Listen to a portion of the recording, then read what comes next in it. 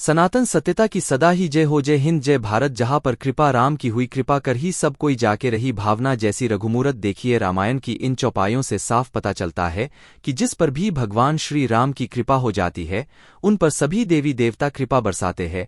लेकिन बहुत सारे लोग ऐसे भी हैं जो सनातन सत्यता को नहीं मानते, जो भगवान राम लल्ला को सिर्फ और सिर्फ एक मूर्ति मानते हैं और उनकी को सिर्फ दिखावा मानते हैं। लानत है ऐसे लोगों पर जो साक्षात हो रहे चमत्कारों को जान नहीं सकते, समझ नहीं पा रहे हैं कि कुछ तो खास होगा जिसे देखकर पूरी दुनिया हैरान है। दिन प्रतिदिन अयोध्या धाम की भव्यता बढ़ती ही जा रही है और हर साल राम मंदिर में 12 उत्सव मनाए जाएंगे जिसे देखकर दुनिया दंग रह जाएगी। 22 जनवरी से गिनती शुरू कीजिए। अब फरवरी का दूसरा हफ्ता चल रहा है, लेकिन राम भक्तों की लाइन दर्शन के लिए दिन प्रतिदिन बढ़ती जा रही है और राम मंदिर का चंदा भरता ही जा रहा है।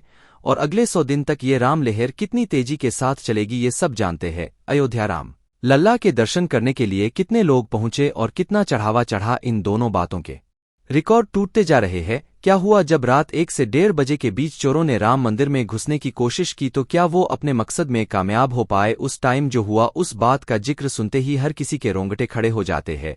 जब आप भी इस घटना को सुनोगे तो उसके बाद कुछ देर तक इसी बात को लेकर सोचते ही रह जाओगे कि ये सब कैसी लीला है।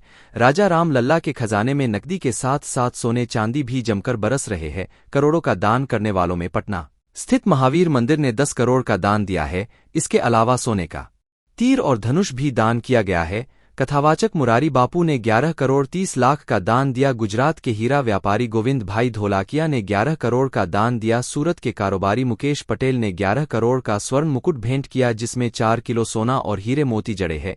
सूरत के हीरा कारोबारी दिलीप कुमार लखी ने 101 किलो सोना भेंट किया है जिसकी कीमत करीब 68 करोड़ है। पहली आस्था स्पेशल ट्रेन जब राम भक्तों को लेकर पहुंची तो लोग स्टेशन पर ही नाचने लगे। भगवान श्री राम ने नॉर्थ साउथ को एक सूत्र में जोड़ दिया। इस दुनिया में आज भी बहुत सारे लोग ऐसे हैं जो प्रभु श्री राम जी को एक काल्पनिक मानते हैं। ऐसे लोगों का जीवन ही बेकार है। जब चारों ओर अयोध्या धाम के दान खजाने की बात हो रही है, आए दिन समाचारों में अयोध्या को लेकर बात चल रही है, और जैसे ही हाल फिलहाल अमिताभ बच्चन जी ने राम मंदिर में करोड़ों का सोने का हार राम जी को अर्पण किया तो ये बात किसी नास्तिक के कानों में पड़ गई और इस बात का फायदा उस नास्तिक ने उठाया। 7 फरवरी की शाम को जैसे ही श्रद्धालुओं की भीड़ थोड़ी कम हुई तो जैसे कि नियम है हर मंदिर में देवी देवताओं को पूजा विधि के साथ सुलाने की, वैसे ही राम लल्ला को भी पूरे विधान से पुजारी जी ने सुला दिया और आराम से बेफिक्र होकर सोने चले गए। उसके बाद कुछ ऐसा हुआ कि कोई भी ऐसा करने से पहले लाखों बार सोचेगा राम भक्त अपनी जान दे देंगे, पर ऐसा कभी नहीं करेंगे। वो तो अनजान लोग, पता नहीं कौन थे, लोकल तो नहीं रहे थे और उनको अयोध्या में पहले भी कभी नहीं देखा गया था। शायद वो बाहर के थे। उन्होंने दिन के समय में ही पूरी नगरी में घूम फिर के देख लिया था कि कहाँ क्या हो रहा है। ऐसा करते हुए उन्हें 4 से 5 दिन लग गए। मौके की तलाश में पड़े उन युवाओं ने हर गली मंदिर की हर हरकत पर नजर रखी। इसी फिराक में थे कि उन्हें मौका हाथ लग जाए और हुआ भी कुछ ऐसा ही उनकी नजर में, तो उन्हें मौका हाथ लग गया था। उन्हें नहीं पता था कि वो क्या करने जा रहे और उनके बाद उनके साथ क्या होगा। 7 फरवरी रात को अंधेर पंख की बारिश थी। चारों ओर घंघोर अंधेरा था। चांद भी बिल्कुल ना के बराबर दिख रहा था। बस इसी बात का फायदा उठाकर जैसे ही रात के 1 बजे थे, उन दोनों लोगों ने बुरी नीयत से मंदिर में घुसने की कोशिश की। शायद वो पक्के चोर थे जो इस काली अंधेरे की रात का फायदा उठाना चाहते थे और उनकी राम मंदिर के खजाने पर पूरी नियत थी। वो उसे ही चुराने आए थे। वो मंदिर के पिछले भाग से धीरे छुपते छुपते आ रहे थे कि कोई उन्हें देख ना ले। वो दबे पाव सिक्योरिटी वालों से छुपकर मंदिर में सेंध लगाने का प्लान बना रहे थे। इसी प्लान के साथ वो आगे बढ़े। सिक्योरिटी तो उन्हें देखते ही देखती, लेकिन उससे पहले उन चोरों के साथ ऐसा हुआ जो उन्होंने कभी नहीं सोचा था। जैसे ही उन्होंने मंदिर को टच किया वैसे ही उन्हें एक झटका सा लगा। उन्होंने सोचा शायद ऐसे ही होगा और इस बात को अनदेखा कर दिया। उसके बाद फिर से छुआ तो इस बार और भी जोर से भी 11,000 वोल्टेज जैसा झटका लगा। वो दोनों लोग सहम से गए। उनके दिल की धड़कन बढ़ गई। एक बार तो उन्हें समझ नहीं आया कि क्या हुआ, लेकिन जैसे ही फिर से दूसरे चोर ने अंदर दरवाजे को हाथ लगाने की कोशिश की, वैसे ही मंदिर के अंदर से एक दिव्य तेज का झोंका आया, मानो जोर से लाइट जैसा कुछ जला। उस झोंके ने उन चोरों को ऐसे बेहाल किया जो उन्होंने कभी सोचा भी नहीं था। ये राम लल्ला ही करामात थी जो उन चोरों के साथ खेल खेल रही थी। अभी तो शुरुआत थी, उन लोगों के साथ और भी बहुत कुछ होना बाकी था। राम लल्ला उनको अच्छा सबक सिखा रहे थे। सिर्फ इतना ही नहीं, सिक्योरिटी अलर्ट सायरन भी अपने आप बजने लग गया। उसकी तेज आवाज सुनकर सिक्योरिटी पूरी तरह से अलर्ट हो गई। जो सिक्योरिटी गार्ड सो रहे थे सब हड़बड़ाकर उठ बैठे और मंदिर की ओर भागे। तब तक राम लल्ला ने चोरों के साथ ऐसी लीला रची कि वो चोर खुद ही नहीं समझ कि उनके साथ हो क्या रहा है।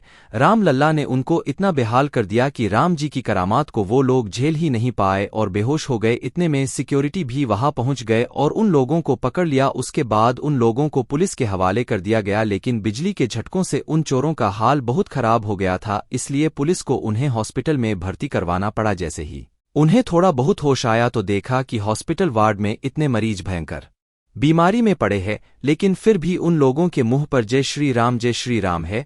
बार बार मरीजों के मुंह से श्री राम जी का नाम सुनकर और अपने साथ हुए इस हादसे को लेकर उन चोरों को ये एहसास हुआ कि वास्तव में कोई दिव्य सनातन शक्ति है जो इस संसार को चला रही है और अपने भक्तों की रक्षा कर रही है। अपने साथ हुए इतने बड़े हादसे के बाद उन चोरों के हृदय में राम नाम की भक्ति जाग उठी, क्योंकि उनको विश्वास हो गया था कि सच में अयोध्या के मंदिर में दिव्य शक्ति मौजूद है। ऐसा कर चोरों ने राम जी से माफी मांगी है। दया निधे हम पर कृपा करो, हमसे बड़ी भारी भूल हुई है जो हमने आपके खजाने पर बुरी निगाह डाली है। दया निधि हम पर दया कीजिए भगवान, आज के बाद ऐसा कभी नहीं करेंगे। आप तो दया के सागर है, हम पर दया कीजिए प्रभु। बस फिर क्या था, राम लल्ला को तो आप जानते ही है, भाव से कोई उन्हें याद करे और ये ना आए। ऐसा कभी हुआ है क्या? जैसे ही उन चोरों के दिल में राम लल्ला के प्रति भाव जागे तो राम जी तक उनकी बात पहुंच गई। इन दयालु देव ने उन चोरों को माफ करने में जरा भी वक्त लगाया। फिर क्या था, चोर की हालत में दिनों दिन सुधार होता गया, जिसे देखकर डॉक्टर साहब भी तंग रह गए कि ऐसा कैसे हो सकता है, इतनी बुरी हालात और इतना जल्दी सुधार कैसे हो सकता है।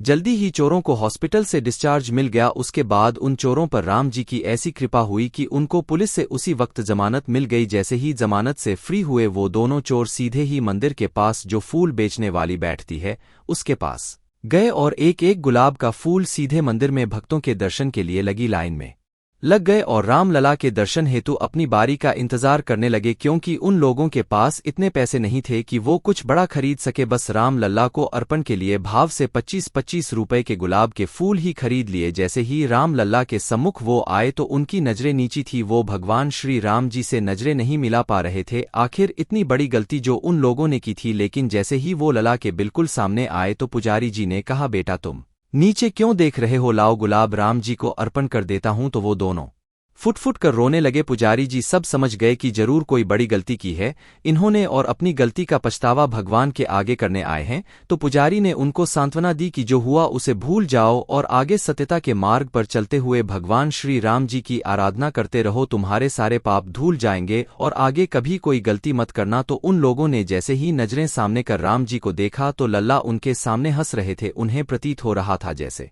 राम लल्ला उन्हीं का इंतजार कर रहे हैं। पुजारी जी की जुबान से स्वयं उनको संदेश पहुंचा रहे हो और उन्होंने देखा कि प्रभु की स्माइल पहले से दोगुनी हो गई है, तो उन्हें एहसास हुआ कि राम जी ने उन्हें माफ कर दिया है।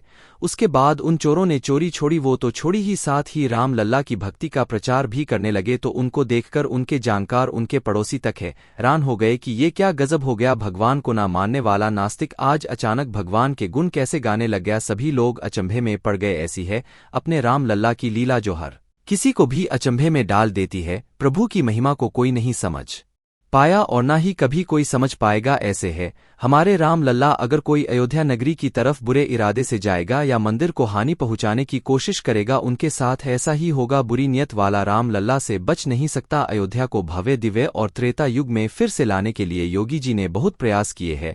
2017 से पहले अयोध्या दुखी थी, लेकिन उसके बाद योगी जी ने और मोदी जी ने अयोध्या धाम को अलौकिक बनाने में कोई कसर नहीं छोड़ी। अयोध्या में प्रभु श्री राम के साथ साथ हनुमान जी का भी खजाना भर रहा है। जो लोग अयोध्या धाम आते हैं वह राम मंदिर का दर्शन करने से पहले हनुमानगढ़ी दर्शन करने जाते हैं, तभी अयोध्या की यात्रा सफल मानी जाती है। हर भक्त कुछ न कुछ दान यहाँ भी करता है। राम मंदिर के बाद अयोध्या में कारोबार भी दिन दूना रात चौगुना बढ़ गया है। लड्डू प्रसाद और फूल माला की दुकानों में बिक्री 25 गुना बढ़ गई है।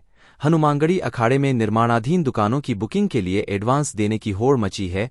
अगर आपने अभी तक हमारे इस चैनल बागेश्वर धाम भक्ति को सब्सक्राइब नहीं किया है तो देर किस बात की, राइप जरूर करें और साथ ही कमेंट में जय श्री राम लिखना भी मत भूलिएगा और प्रभु श्री राम भगवान की इस जितना हो सके लाइक भी जरूर करें।